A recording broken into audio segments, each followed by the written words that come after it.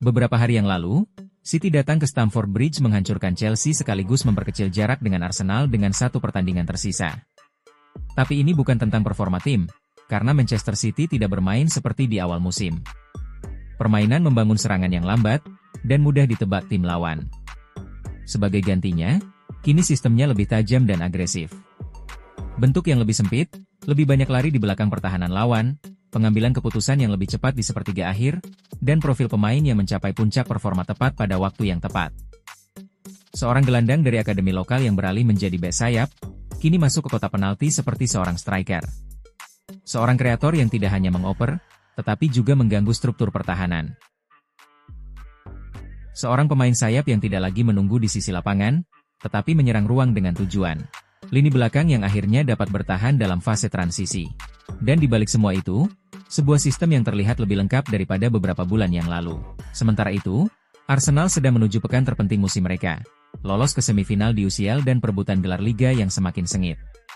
Dan jika Anda telah menonton tim Guardiola cukup lama, Anda sudah tahu bagaimana kisah ini biasanya berakhir. Tetapi kali ini ada sesuatu yang terasa berbeda. Inilah mengapa Arteta harus khawatir. Dan ini adalah bagian yang seharusnya benar-benar membuat penggemar Arsenal tidak tenang. Jadi apa yang terjadi? Apakah ini hanya keberuntungan City di waktu yang tepat? Apakah ini momentum? Semua jawaban itu akan saya rangkum dalam video ini.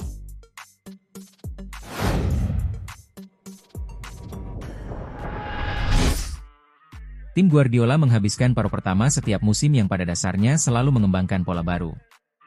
Mereka menyerap ide-ide baru, mengubah peran pemain, dan diam-diam memperbaiki celah kecil dalam sistem sebelum tim lawan menyadarinya. Dan kemudian tepat ketika kalender beralih ke musim semi, di mana pertandingan penting sepak bola tidak menjadi lebih rumit melainkan lebih klinis. Pep sendiri memberi kita sedikit gambaran tentang hal ini setelah pertandingan melawan Chelsea.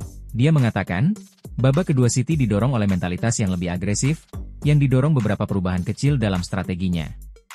Kemudian, dia mengatakan sesuatu yang pantas mendapat perhatian lebih, yakni kepercayaan diri yang nyata didapatkan untuk pertandingan besar. City telah mengalahkan Arsenal di final Piala Carabao, menyingkirkan Liverpool di Piala FA, dan kemudian pergi ke Stamford Bridge dan membuatnya tampak hampir mudah setelah babak pertama. Sekarang jujur saja, ini bukan City yang sama yang kita saksikan pada Oktober lalu. Karena terkadang di paruh pertama musim ini, mereka sama sekali tidak terlihat seperti favorit juara. Ada beberapa momen di mana mereka tampak kurang bersemangat, terlalu mudah kehilangan bola, terlalu rentan ketika kalah dalam perebutan di lini tengah, dan tidak cukup tajam di sepertiga akhir.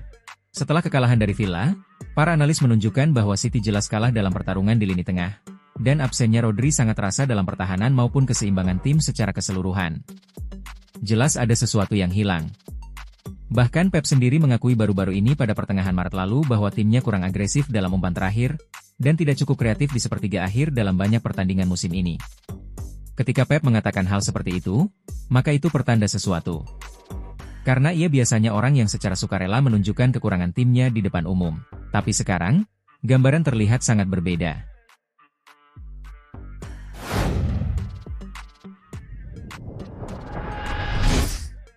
Petunjuk taktis terbesar adalah perubahan formasi City adalah formasi 4-3-2-1 yang lebih sempit dengan kedua pemain sayap masuk ke dalam, dan bek sayap diminta untuk melebarkan permainan. Di atas kertas kedengarannya teknis. Dalam praktiknya, itu ide cemerlang. Ini menciptakan lebih banyak lalu lintas di area tengah dengan kombinasi yang lebih tajam di sekitar kotak penalti, dan membuka ruang-ruang kosong di sisi luar bagi pemain yang berlari untuk menyerang. Itulah mengapa City terlihat sulit ditebak daripada di awal musim. Bola mencapai area berbahaya lebih cepat, keputusan di sepertiga akhir lebih tajam, dan tekanan ketika mereka kehilangan penguasaan bola lebih cepat. Chelsea merasakan semua itu di babak kedua. Setelah 45 menit pembukaan yang cukup mengecewakan, City keluar dan mencetak 3 gol hanya dalam 17 menit. Nico O'Reilly, Marc Guehi, dan kemudian Jeremy Doku dengan Ryan Cherki yang mengatur 2 gol pertama. Doku yang tidak pernah meremehkan performanya, menjelaskan persis apa yang berubah.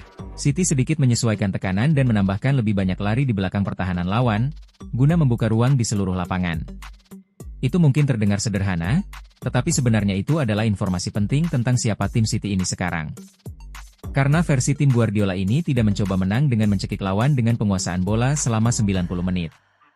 Melainkan mereka terstruktur, posisional, cerdas, tetapi sekarang mereka vertikal, lebih agresif, lebih bersedia untuk langsung menuju ruang kosong saat permainan terbuka. Dan itulah peringatan bagi Arsenal. Bukan hanya karena City mencapai puncak performa di waktu yang tepat. Mereka melakukan itu setiap tahun, jadi bagian itu hampir bisa diprediksi sekarang. Yang lebih penting adalah mereka telah mengubah formasi. Mereka telah berevolusi di pertengahan musim menjadi sesuatu yang lebih dinamis, lebih langsung dan terus terang lebih berbahaya daripada yang mereka tunjukkan di awal musim. Yang sebenarnya menarik dan menakutkan jika Anda adalah fans Arsenal adalah bagaimana City menang. Karena ketika Anda melihat lebih dekat pada para pemain individu yang mendorong performa ini, Anda mulai menyadari bahwa ini bukan hanya skuad yang sedang menemukan performa terbaiknya. Ini adalah skuad di mana setiap profil pemain saling melengkapi hampir sempurna.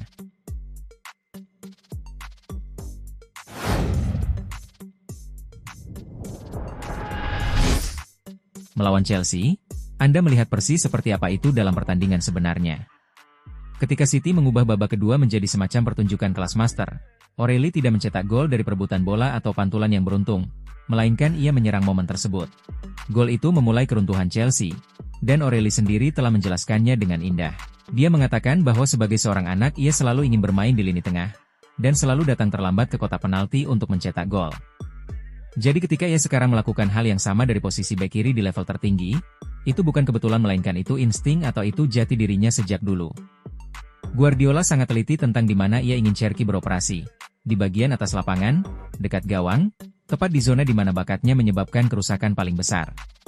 Dan ketika Pep menggambarkan seorang pemain, itu patut diperhatikan. Dia mengatakan Cherki dapat berakselerasi, kemudian melambat, lalu berakselerasi lagi, dan ia memiliki visi untuk selalu menemukan umpan tambahan yang bahkan tidak dilihat pemain lawan. Pikirkan apa artinya itu bagi struktur pertahanan yang mencoba mempertahankan bentuknya. Sebagian besar pemain bergerak dengan satu kecepatan dan membuat keputusan yang dapat diprediksi.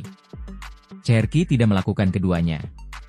Dia adalah tipe pemain yang membuat para bek yang terorganisir terlihat seperti tidak terorganisir, karena dia selalu melakukan sesuatu yang sedikit berbeda dari apa yang mereka persiapkan.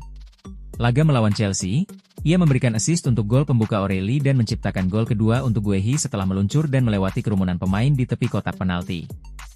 Inilah yang selama ini hilang dari tim Guardiola dalam perebutan gelar sebelumnya. Bukan hanya pemain kreatif tetapi juga pemain yang mengganggu, atau seorang yang memecah pola permainan daripada menyesuaikan diri dengan pola tersebut. Dan kemudian ada Doku, pria yang mengubah permainan sayap City menjadi sesuatu yang benar-benar membuat pemain bertahan lawan gugup. Di awal musim, permainan sayap City terlihat agak mudah ditebak lawan. Menerima bola berhadapan dengan bek, lalu melewatinya atau mengembalikannya lagi. Sekarang ada sesuatu yang berbeda tentang itu.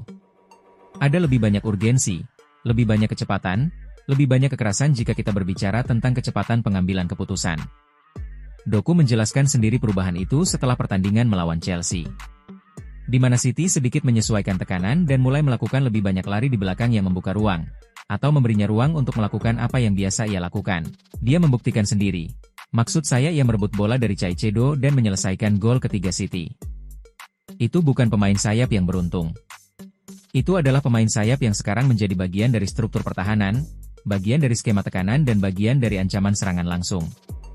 Para pemain bertahan tidak bisa lagi hanya bertahan di posisi mereka dan menunggu, karena Doku tidak akan membiarkan lawan membangun permainan.